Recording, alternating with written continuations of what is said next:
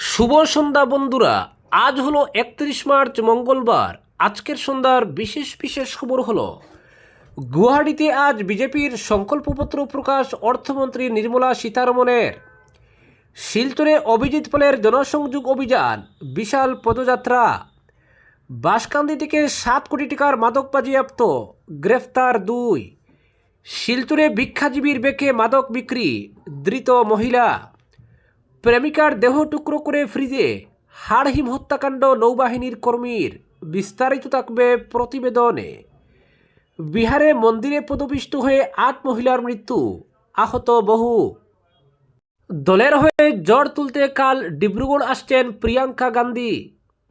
আসামে ঘরে বসে ভোট দেবেন 26,000 ভোটার, অনুমতি নির্বাচন কমিশনের। রামকৃষ্ণনগরে উন্নয়ন বনাম পরিবর্তনের স্লোগানে মুখোমুখি বিজেপি কংগ্রেস। এবার পেট্রোল পাম্পেও কেরোসিন পাবেন জনগণ, বড় সিদ্ধান্ত কেন্দ্রের। দেশ জুড়ে সতর্কতা, 17 রাজ্যে ভারী বৃষ্টির দাপট, ঘন্টায় 80 কিলোমিটার বেগে হাওয়ার আশঙ্কা।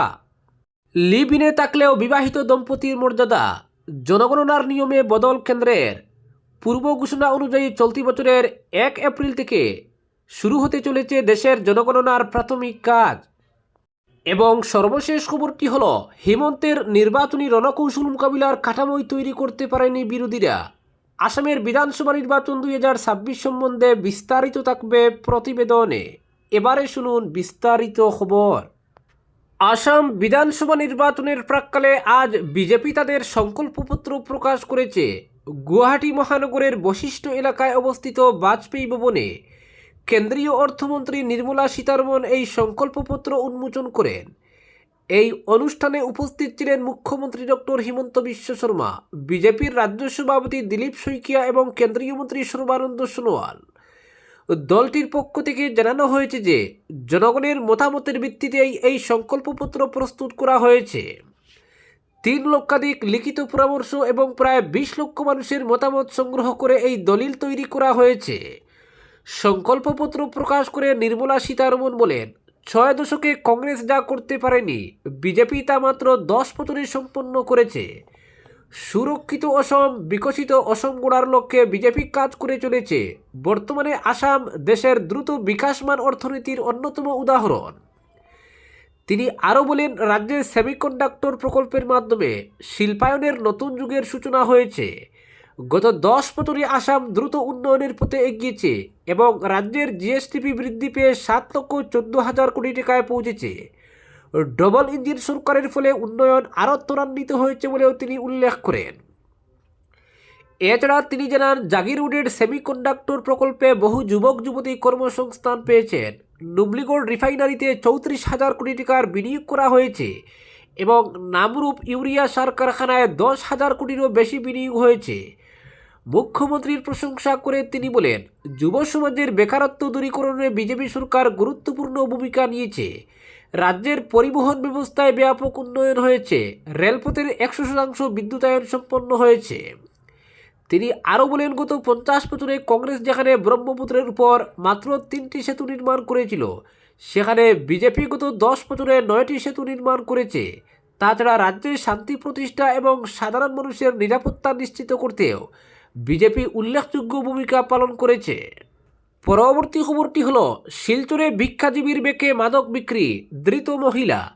আপাত দৃষ্টিতে ভিক্ষাজীবী এক মহিলা, সঙ্গে শিশু সন্তান নিয়ে ঘুরে ঘুরে ভিক্ষা করলেও এই মহিলার আসল কারবার মাদক বিক্রি। সোমবার শিলচর পুলিশ শহরের ফাটকবাজার কালীবাড়ি রোডে মাদক বিক্রির সময় হাতে নাতে পাকড়াও করে আসিয়া বেগম লস্কর নামের এই মহিলাকে। আসিয়া মধুরবন এলাকার বাসিন্দা। সোমবার দুপুর 2:30 নাগাদ কালীবাড়ি রোডে মাদক বিক্রির সময় পুলিশ তাকে পাকড়াও করে তার কাছে পাওয়া গেছে 40টি অ্যাম্পুলে ভরা 18 গ্রাম হেরোইন ও নগদ 1400 টাকা। পুলিশের এক সূত্র জানান, ভিক্ষাজীবীর ব্যাগ ধরে শহরের বিভিন্ন স্থানে এক মহিলার মাদক বিক্রির কথা বিভিন্ন সূত্রে কিছুদিন ধরে তাদের কানে এলেও মহিলাকে শনাক্ত করা সম্ভব হচ্ছিল না। শেষ পর্যন্ত সোমবার দুপুরে তাকে জালে পুরা সম্ভব হয়। পুলিশের সূত্রটি জানান, তাকে যাতে সহজে শনাক্ত করা সম্ভব না হয় এর জন্য আসিয়া ভিক্ষাজীবী ব্যাগ ধরেছিল। পেছনে বড় মাপের কোনো মাদকের কারবারি রয়েছে বলে সন্দেহ করা হচ্ছে। সে কোথা থেকে মাদক নিয়ে আসতো এ নিয়ে তথ্য বের করতে বর্তমানে তাকে জোর জিজ্ঞাসাবাদ চালানো হচ্ছে। পরবর্তী খবরটি হলো, শিলচরের কংগ্রেসের মনোনীত প্রার্থী অভিজিৎ পাল সহ জেলা কংগ্রেসের নেতা কর্মী ও সমর্থকরা আজ সকালে পদযাত্রার মাধ্যমে জনসংযোগ অভিযান অব্যাহত রেখেছেন। রাঙ্গিরখাড়ি পয়েন্ট থেকে শুরু হওয়া এই পদযাত্রা Tarani road, Shiv colony, Chandicharan road, Deshbandhu road ও সুভাষনগর হয়ে সম্পন্ন হয়। পদযাত্রায় অংশ নেন জেলা কংগ্রেস সভাপতি সজল আচার্য, প্রাক্তন পুর কমিশনার সজল বণিক, অতনু ভট্টাচার্য, সঞ্চিতা আচার্য সহ শিলচর লোকসভা কেন্দ্রের মনোনীত প্রার্থী সূর্যকান্ত সরকার, প্রবীণ নেতা দেবদীপ দত্ত, শিলচর শহর যুব কংগ্রেস সভাপতি প্রিয়ম দাস, এনএসইউআইয়ের প্রাক্তন সভাপতি জন্মজয় চৌধুরী সহ শতাধিক দলীয় কর্মী সমর্থক। বক্তব্যে অভিজিৎ পাল বলেন, নিউ শিলচর অঞ্চলে রাস্তা, ফুটপাত ও ড্রেন নির্মাণের নামে বিজেপির দুর্নীতির ফলে এক পশলা বৃষ্টিতেই জলাবদ্ধতার সমস্যায় ভুগছেন স্থানীয়রা। এবার জনগণ কংগ্রেসের পক্ষে থাকবেন এবং বিজেপির ভয়ের রাজনীতির অবসান ঘটবে। অতনু ভট্টাচার্য বলেন, এই পদযাত্রা দিয়ে নিউ শিলচরে কংগ্রেসের পুনরুদ্ধার নিশ্চিত হচ্ছে। পরবর্তী খবরটি হলো, মাদক পাচারের বিরুদ্ধে বড়সড় অভিযানে উল্লেখযোগ্য সাফল্য অর্জন করল আসাম রাইফেলস ও কাছাড় পুলিশ। যৌথ অভিযানে কাছাড় জেলায় প্রায় 7 কোটি টাকার মাদক বাজেয়াপ্ত করা হয়েছে। বিশ্বস্ত গোয়েন্দা তথ্যের ভিত্তিতে জেলায় মাদক চলাচলের খবর পেয়ে এই অভিযান চালানো হয়। দ্রুত পদক্ষেপ নিয়ে সোমবার গভীর রাতে বাঁশকান্দি এলাকার কাছে সন্দেহভাজন ব্যক্তিদের আটক করে যৌথ বাহিনী তল্লাশি চালিয়ে তাদের কাছ থেকে বিপুল পরিমাণ মাদক উদ্ধার হয় এবং ঘটনাস্থল থেকেই 2 অভিযুক্তকে গ্রেফতার করা হয়। ধৃতরা হল দোলাই রাজঘাটের ইমামউদ্দিন লস্কর ও চান্দিঘাটের বকুল হোসেন লস্কর। অভিযুক্তদের কাছ থেকে একটি বোলেরো গাড়ি ও 2টি মোবাইল ফোনও বাজেয়াপ্ত করা হয়েছে। পরবর্তী তদন্ত ও আইনানুগ ব্যবস্থা গ্রহণের জন্য তাদের সংশ্লিষ্ট কর্তৃপক্ষের হাতে তুলে দেওয়া হয়েছে। পরবর্তী খবরটি হলো, প্রেমিকার দেহ টুকরো করে ফ্রিজে, হাড়হিম হত্যাকাণ্ড নৌবাহিনীর কর্মীর। আধুনিক প্রযুক্তির যুগে ডেটিং অ্যাপের মাধ্যমে পরিচয়, সেখান থেকেই ঘনিষ্ঠতা, কিন্তু সেই সম্পর্কের পরিণতি যে এমন নৃশংস হতে পারে তা ভাবলে শিউরে উঠছে গোটা দেশ। অন্ধ্রপ্রদেশের বিশাখাপত্তনমে এক তরুণীকে খুনের পর তার দেহ 3 টুকরো করে ফ্রিজ ও খাটের তলায় লুকিয়ে রাখার অভিযোগ উঠল ভারতীয় নৌবাহিনীর এক কর্মীর বিরুদ্ধে। চাঞ্চল্যকর এই ঘটনায় অভিযুক্ত ওই কর্মীকে ইতিমধ্যেই গ্রেপ্তার করেছে পুলিশ। পুলিশ সূত্রে খবর, ধৃত যুবকের নাম 30 বছর বয়সের চিন্তাদা রবীন্দ্র। তিনি ভারতীয় নৌবাহিনীর আইএনএস দেগাতে টেকনিশিয়ান হিসেবে কর্মরত। প্রায় 2 বছর ধরে বিশাখাপত্তনমের গজুবাকা এলাকায় একটি ভাড়া বাড়িতে থাকতেন তিনি। 2021 সালে একটি ডেটিং অ্যাপের মাধ্যমে 28 বছর বয়সী পলিপল্লী মৌনিকার সঙ্গে তার পরিচয় হয়। রবীন্দ্র বিবাহিত হওয়া সত্ত্বেও মৌনিকার সঙ্গে তার বিবাহ বহির্ভূত সম্পর্ক গড়ে ওঠে। শহরের বিভিন্ন জায়গায় ঘন ঘন দেখা সাক্ষাতের মাধ্যমে তাদের সম্পর্ক আরও গভীর হয়। তদন্তকারীরা জানিয়েছেন, রবীন্দ্রর স্ত্রী সম্প্রতি মা হয়েছেন এবং তিনি বর্তমানে বাবার বাড়িতে রয়েছেন। এই সুযোগে রবিবার দুপুরে মৌনিকাকে নিজের ফ্ল্যাটে ডেকে পাঠান রবীন্দ্র। সেখানেই দুজনের মধ্যে টাকা লেনদেন এবং সম্পর্ক নিয়ে প্রবল অশান্তি শুরু হয়। অভিযোগ, মৌনিকা রবীন্দ্রর কাছ থেকে প্রায় 3.5 লক্ষ টাকা নিয়েছিলেন এবং তাদের সম্পর্কের কথা রবীন্দ্রর স্ত্রীকে জানিয়ে দেওয়ার হুমকি দিচ্ছিলেন। মেজাজ হারিয়ে রবীন্দ্র মৌনিকাকে শ্বাসরোধ করে খুন করেন বলে অভিযোগ। খুনের পর অপরাধ ডাকতে অত্যন্ত ঠান্ডা মাথায় শখ কষেন ওই নৌকর্মী। অনলাইনে ছুরি আনিয়ে মৌনিকার দেহকে 3 টুকরো করেন তিনি। দেহের একটি অংশ রাখা হয় ফ্রিজে, অন্য অংশটি একটি বস্তায় ভরে লুকানো হয় খাটের তলায়, আর দেহের মাথা ও হাত নিয়ে যাওয়া হয় আদবিবারম এলাকার এক নির্জন স্থানে, যেখানে প্রমাণ লুপাটের জন্য সেগুলিতে আগুন ধরিয়ে দেওয়া হয়। প্রতিবেশীরা গুনাক করেও টের পাননি যে ওই বন্ধ ফ্ল্যাটের ভেতর এমন পৈশাচিক কাণ্ড ঘটছে। সবটা গুছিয়ে ফেলার পর রবীন্দ্র তার এক বন্ধুকে ফোন করে গোটা বিষয়টি জানান। সেই বন্ধুর পরামর্শেই শেষমেশ গজুবাকা থানায় গিয়ে আত্মসমর্পণ করেন তিনি। পুলিশ ফ্ল্যাটে গিয়ে দেহের দেহাংশ ও রক্তমাখা অস্ত্র উদ্ধার করেছে। এই ঘটনা এলাকায় ব্যাপক আতঙ্ক ছড়িয়েছে। পরবর্তী খবরটি হলো, উৎসবের আনন্দ নিমেষেই বিষাদে পরিণত হলো বিহারের নালন্দা জেলায়। আজ নালন্দার বিখ্যাত শীতলা মন্দিরে এক ধর্মীয় সমাবেশ চলাকালীন পদপিষ্ট হয়ে মৃত্যু হলো অন্তত 8 জন মহিলার। এই ঘটনায় আরও বেশ কয়েকজন গুরুতর আহত হয়েছেন বলে জানা গিয়েছে। আজ স্থানীয় শীতলা মন্দিরে বিশেষ পূজা উপলক্ষে ভক্তদের দল নেমেছিল। প্রত্যক্ষদর্শীদের মতে মন্দিরের সংকীর্ণ জায়গায় ধারণ ক্ষমতার চেয়ে অনেক বেশি মানুষ সমবেত হয়েছিলেন। ভিড় সামলানোর পর্যাপ্ত ব্যবস্থা না থাকায় হঠাৎ করেই হুড়োহুড়ি শুরু হয়। মুহূর্তের মধ্যে পরিস্থিতি নিয়ন্ত্রণের বাইরে চলে যায় এবং বহু মানুষ নিচে পড়ে গিয়ে অন্যদের পায়ের তলায় পিষ্ট হন। ঘটনার খবর পাওয়া মাত্রই স্থানীয় গ্রামবাসী এবং পুলিশ প্রশাসন দ্রুত ঘটনাস্থলে পৌঁছায়। যুদ্ধকালীন তৎপরতায় শুরু হয় উদ্ধার কাজ। ভিড়ের ব্যবস্থাপনা এবং নিরাপত্তার ত্রুটি ছিল কিনা তা খতিয়ে দেখতে তদন্তের নির্দেশ দেওয়া হয়েছে। পরবর্তী খবরটি হলো, ভোটের তারিখ যত এগিয়ে আসছে ততই প্রশ্ন উঠছে বিজেপি কি পারবে আসামে তৃতীয়বার সরকার গড়তে। গৌরব গগৈর নেতৃত্বে কংগ্রেস ও মিত্রজোট কি শক্তিশালী চ্যালেঞ্জ ছুড়ে দিচ্ছে, একথা অস্বীকার করার উপায় নেই যে হিমন্ত বিশ্ব শর্মার নেতৃত্ব প্রদানের বলিষ্ঠ ক্ষমতা রয়েছে, আর আছে নির্বাচনী রণকৌশল তৈরির তীক্ষ্ণ বুদ্ধিমত্তা। সেজন্যই বিজেপি এবারের নির্বাচনে অত্যন্ত সাহসী এক পদক্ষেপ গ্রহণে সক্ষম হয়েছে। প্রতিষ্ঠান বিরোধী হাওয়া প্রতিরোধে আগেই 19 বিধায়ককে নির্বাচনী ময়দান থেকে সরিয়ে দিয়েছে। এর মধ্যে যেমন মন্ত্রী আছেন তেমনি আছেন প্রাক্তন প্রদেশ বিজেপির সভাপতিও।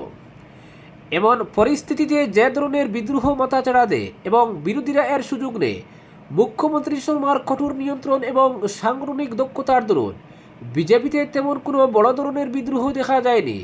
অতুল মোরার মতো নেতার টিকিট না পাওয়ার পরও কংগ্রেসের যোগদানের প্রস্তাব পত্রপাঠ নাকচ করে দিয়ে দলে থেকে গিয়েছেন।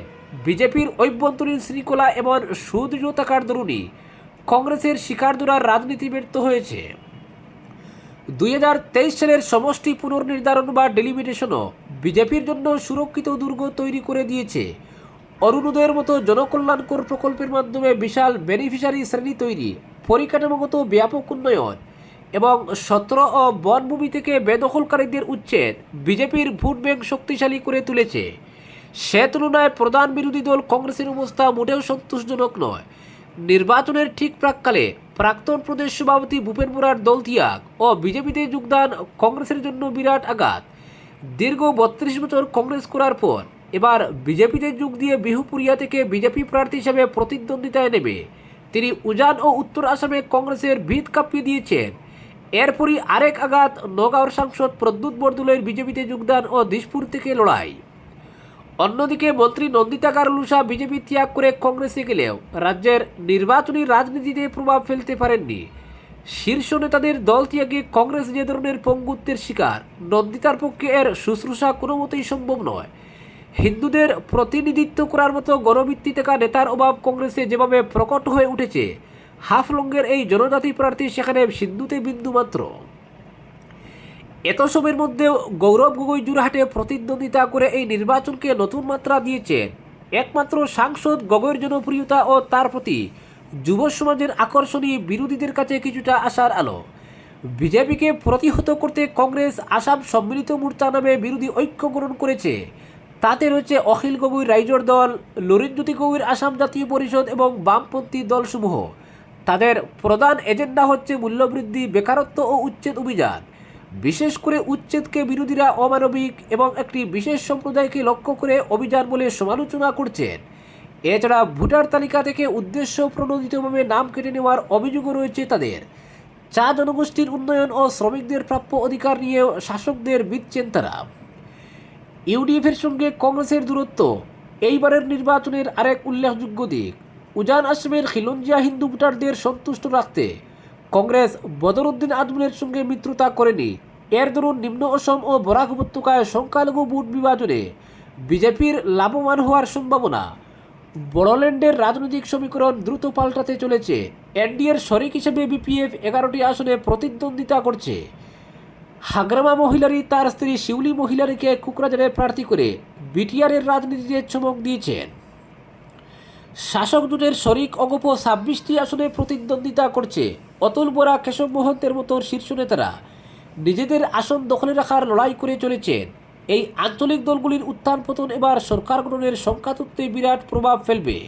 তবে মুখ্যমন্ত্রী ডক্টর হিমন্ত বিশ্ব শর্মার রাজনৈতিক দূরদর্শিতা ও নির্বাচনী ব্যবস্থাপনা মোকাবিলা করার মতো উপযুক্ত ব্যবস্থা বিরোধী জোট এখনও গড়ে তুলতে পারেনি। পাশাপাশি এও ঠিক, গৌরব গগৈর প্রতি তরুণ প্রজন্মের বর্ষা, স্থানীয় নানা ইস্যু, জুবিন গর্গ ইস্যু, প্রতিষ্ঠান বিরোধী হাওয়া, মূল্যবৃদ্ধির মতো জ্বলন্ত ইস্যু যে কোনো সময় নির্বাচনী সমীকরণকে উলটপালট করে দিতে পারে, কারণ গণতন্ত্রে ভোটাররাই শেষ কথা। আজকের বিশেষ বিশেষ সংবাদ এখানেই সমাপ্ত।